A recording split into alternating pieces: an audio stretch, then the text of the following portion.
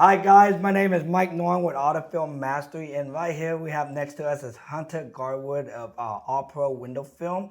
Hunter, can you tell us a little bit about yourself? Yeah, hey guys, I'm Hunter. I own All Pro Window Films in Raleigh, North Carolina, right there in the heart of ACC basketball country. And it's my first chance to get out here to Texas and see my boy Mike. I'm excited to be here. Oh yeah, man, I'm excited for you to be here.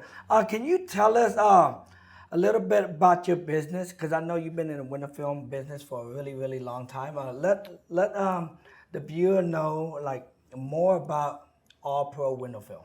Yeah, so my dad actually is actually not from Raleigh. He's actually from a military town near Raleigh and moved to Raleigh and started our window film business back in 1991. So we've been in the industry for 32 years. Oh, wow. I'm not even 32, so it just goes to show you that he started this before I was around, and now I'm in the business, a family business that's been around for a while. So you're the second generation. Second generation, yep. Yeah. So how long? I mean, how long you been window tinting? Next year will be 10 years. So I can't wow. even believe I've been with the company for 10 years already. I know, but you know what's awesome is that you're guided by your dad. I mean, most people that get into this industry are trying to just learn for themselves. You have, a really good guidance, a really good role model to go after, so you don't make mistakes. And if you do, it's very minimum. That's what's good about being a second generation tinter. And the mentorship is awesome. Anytime, I run into a situation where it's a little bit over my head, he's there. I run the automotive division of our business. He runs our flat glass division. So, most of the time he's not around. But I've taken the automotive on over the past, I would say 5 or 6 years on my own. We have a great team underneath us. He has his own team. So sometimes we don't even see each other, but we're in communication with each other, all day, every day, and making sure that, we don't need each other and the business is running smooth. I know, but y'all operate out the same building? We have 2 locations. Originally, we had bought a building in 2010, right during the middle of the recession. That's actually where we house our entire company. So it's about a 1,600 square foot shop, about 2 bays, more like a drive-through system. And we exploded those walls out after about 3 or 4 years. Now we're in our second location. It's about three times the size. And that's where we run all the wraps, all the coatings, all the detailing, all the flat glass, and then the tint shop actually still rock and rolls with window film. So I mean, after being in business this long, like how many guys are on your team? We went from, during the recession, we fired a bunch of employees. We got rid of them and actually just brought it down to like 3 people. It was mom, dad, and like 1 installer. So my dad was back installing. And then now we're up to 25 employees. That's spread throughout the company. So flat glass, auto, and then our office team. We have 25 employees and we'll continue growing. Oh wow, that's a rapid growth of 2022. Yeah, now, Yeah, before COVID, we had about 15 or 16, and then post COVID, that's when our business exploded. And I kind of have let's see here. I think during COVID, everyone went back home to work at home and not in the office. And a lot of our customers who were not able to actually come into our shop and drop cars off to have services done now had the time to come in and do that. So we couldn't figure out why our business exploded during a pandemic, and that seemed to be one of the reasons why. I mean, in the automotive industry, and during COVID, a lot of businesses, had a really rapid growth because of COVID. And I'm hearing that too. I've talked to some buddies in other states, and they're saying the same thing. Typically, most of the larger shops, that had the long, customer repeat business, the tenureship from the employees, those are the companies that powered through and really grew. Some of the smaller companies were struggling, and I have a couple buddies that own smaller shops. And they were having to grind at night. They were having to work on the weekends to do anything they could to keep the businesses alive. Yeah. So I mean, basically when COVID happened and it started, I think when they shut down the city here in Houston, it was March of 2020, and I was scared to death. Like for 1 month, it was this like ghost town, and I didn't see anybody. And I just thought, it's gonna be the end. I've never seen nothing like this. I've been through, we're in Houston. We have hurricanes. Yeah. Like, it's nothing. And for me to see that, I was really, really scared. I was scared like everything I built, like it could have went down, and then I don't know what happened. All of a sudden, the phone did not ring. We didn't have any visitor. Like we walk in, I mean, we were open, and then all of a sudden, man, the phone rang. The car came, and we blew up, and everybody like made money. And I was like, what the hell? And I just look at it like people was at home and they wanted to take care of their car stuff. People were buying bicycle, cutting their yard more, redoing their house, Trying to redoing be their car. outside more. Yeah. Yeah. So it was a really, really good thing, and that's what got everybody into the industry, because everybody saw that. They saw like, God, these window tinter and paint protection film, ceramic coating are like doing really, really, really good during a recession. And then in my mindset, I was like, man, there's no way. I feel like I'm living in a dream. Like, how can we go through the worst time and the history of one of the worst time in the history of the United States, Yeah. and we're doing really good. It was like a weird thing, and I don't want it to happen again, because I don't want the COVID to happen, but I want the business part of it. That's what we all strive for, and then that's how everybody is like seeing the business, and they seen that we make money. We had customers calling us, and they were like, Hunter, are y'all open? I'm like, yeah, shh. Don't tell the government. Yeah. No, we actually claimed that we were an essential business. We had customers still buying cars. They were calling us like, yo, we need to get this thing protected. We need window tint. I'm like, we're open. We put all of our stuff in place as far as, making sure customers could drop cars off. We were, disinfecting cars. We were putting, steering wheel covers on. We were trying to do anything we could to prove to customers that they were going to be safe and protected if they brought their cars and dropped them off in the hands of other people they didn't know. So. I know that was a period where we struggled, and then we got over it, and then we got successful. But there's something. I'm always asking this question: what are some of the struggle that your dad? Even stories from your dad when he was, building Getting the going. business, you building the automotive side. What was some of the struggle that y'all faced? The first struggle that I experienced when I came into the business in 2014 was working with family. Oh yeah.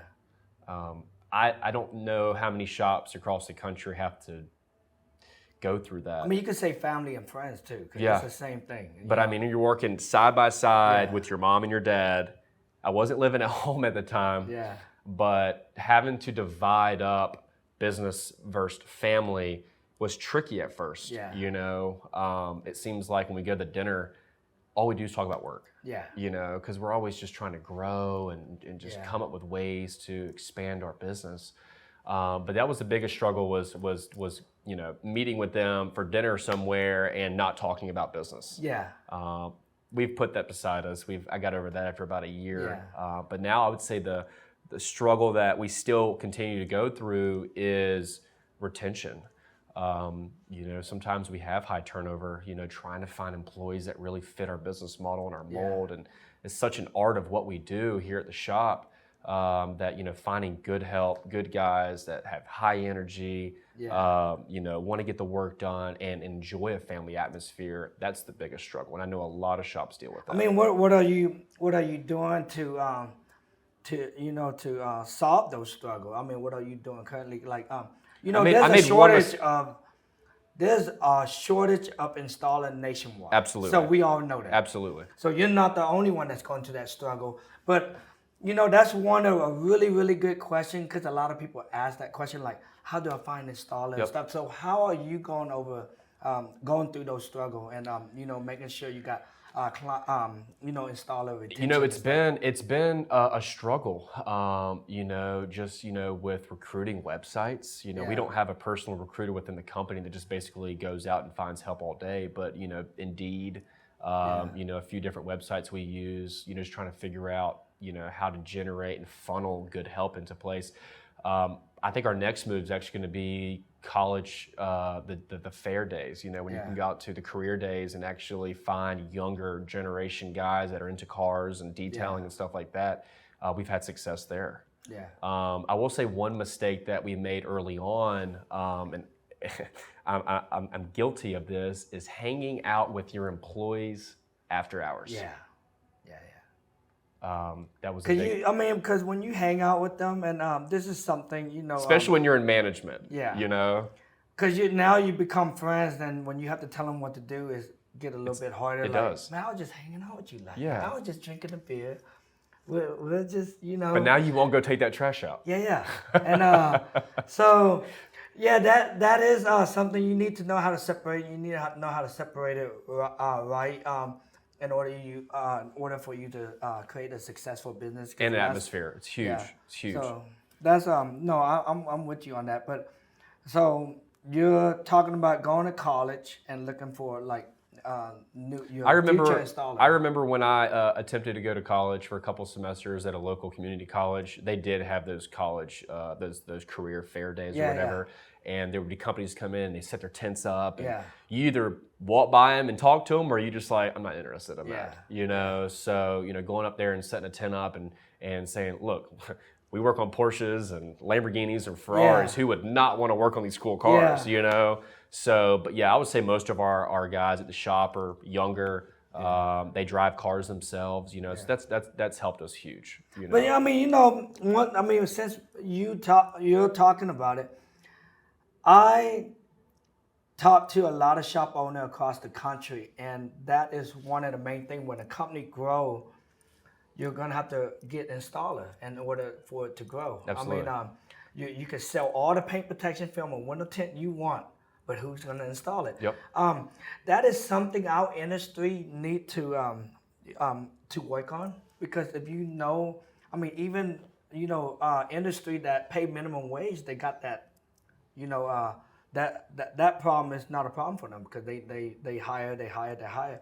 Our industry is a little bit more of a skill set, a higher skill set. You can't just hire somebody off the, anybody that need a job. I won't say off the street, but period.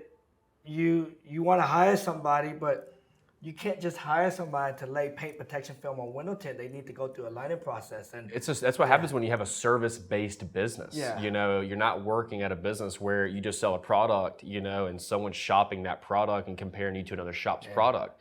Yeah. You're selling your product, you're selling your brand, you're selling your skill set, you're selling the experience, because we have a lot of customers that come into our shop and they buy on experience. Yeah. I don't even have to show them how much heat the film blocks out, or how thick the paint protection film is. They come in, they meet me, they meet our team, and they look at our shop and they're like, I'm sold.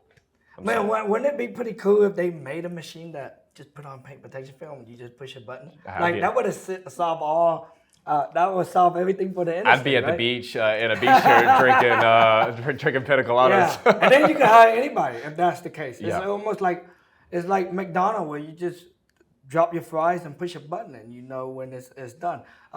We don't have that in our industry. This is a highly skilled set that does take time to grow, and training and finding employment have to be something really important as a process in your company.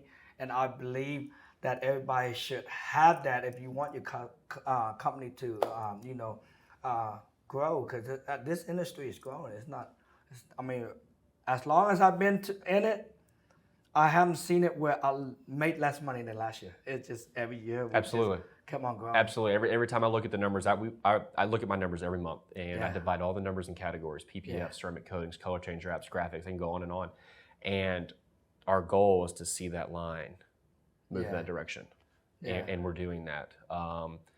I brought paint protection film back into the business. I reintroduced it back in 2015. My dad was doing it back in the 90s, where you could only buy it from a company in Washington State called Stone Guard. Yeah. That's when they were doing just partial hoods, partial fenders, and you only mirrors. Buy a little you buy a kit, and you couldn't get that crap to stick. Yeah. And he's like, man, I'm not doing this anymore. Screw that. I'm just going to do window film. I brought the PPF back, and we exploded that division. Yeah. I hired guys, we trained them. I was doing all the film at first, but then I brought in my lead installer now, Greg, and we worked with him just hands-on, one-on-one, every single day for 2 straight years. I didn't hire anything else, and I focused on that, and now he runs our entire paint protection film division. Yeah. And now he's got employees underneath him. Yeah. So that's what's helped, is really focusing on one service and doing it really good. Because it's just like window tint. If you ask anybody what window tint is. Everybody know what window tint, paint protection film is a little bit different. Paint protection film used to be called clear bra. So we did the data and look on the back end on how we do our marketing. And we used to market, you always had to market clear bra, clear bra, Exactly. clear bra. Now, if you look at it, clear bra is actually less search. There's such a paint protection film. We did a really good job. Everybody in the industry, I mean, you guys that are watching, you're doing paint protection film, you're doing a really good job of making sure paint protection film is a searchable. I mean, it's what the consumer know, and it's very important because that's what we want to know. If you search up clear bra, you get maybe paint protection film, but you get a bunch of clear bra. You can actually go on the back end of SEO on the back of the search engine and actually see what's pops up number one, and I think paint protection film actually pops up number one over clear bra. Yeah, it is, and it took a long time. Before it used to be clear bra. We actually just changed our name from All Pro Wraps and Graphics to All Pro Wraps and Paint Protection Film. So now when you search paint protection film, it actually populates our business name now because it's in the business name. Yeah. So we're always adapting and trying to change with the trends, to try to make sure that we can capture as much clientele as we can. No, because I know there's businesses around the United States, and I see them, and they're called something clear bra. This city clear bra, this city clear bra. Yep.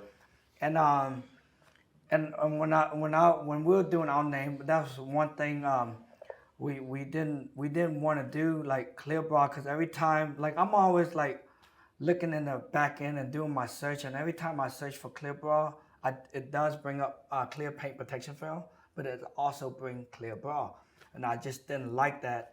And that we never name our company that. But right now, how digital marketing is really, really like important for your business. I'm not a marketer. I'm not trying to tell you guys anything, but I just know like how you market your business, and if you're marketing it clear bra, you need to change it to paint protection film. Absolutely, we figured that out. Yeah.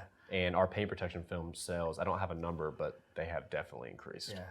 So Hunter, I know you're an installer because I actually seen you work in SEMA. I see this post. So, Hunter, I know you install paint protection film, window tint. I mean, what other hands-on stuff that you do at All Pro Window Film? I've gotten away from being so hands-on every day and try to really focus on growing the business than working in the business. And I always preach that to my guys. Yeah. But I'm just like you. I like to get into the shop and lay film. The camera's out. I'm like, oh, let me lay some film in front of the camera. The guys are always asking me questions. How should I stretch this? How should I trim this? And I'm always there to help them out. So I like throwing on the headlamp and grabbing my knife out and working with the guys sometimes. I don't install as much as I used to, but I mean, our paint protection film division's what our bread and butter is right now. Ceramic coating business, that's exploded over the past 2 or 3 years. And that's really it. That the window film, PPF, and ceramic coatings is kind of like what we focus on our auto side. And then we actually have a commercial graphics storefront division that we do as well, and that's a whole other team. Printing, laminating, installing, that's a whole other division. Yeah. And we're working on that as well. What did y'all, what was, if you don't mind me asking, what was your gross revenue last year for All Pro Window Film? Our gross revenue for the company was multi-seven figure. Yeah. Yeah, it was multi-seven figure. And then this year you're projected to do a little bit more than that. Yeah. Okay. We've replaced some employees this year.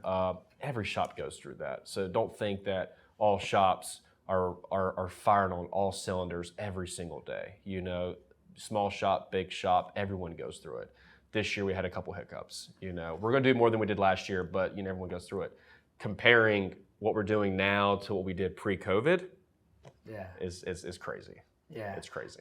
I know you're going to be a speaker. You're going to be one of the speakers at the Growth Conference. What will you be talking about? I'm going to be speaking on kind of two things. One's going to be second generation businesses and how you go from first generation to second generation and kind of passing that torch along. And then the second thing is going to be scaling.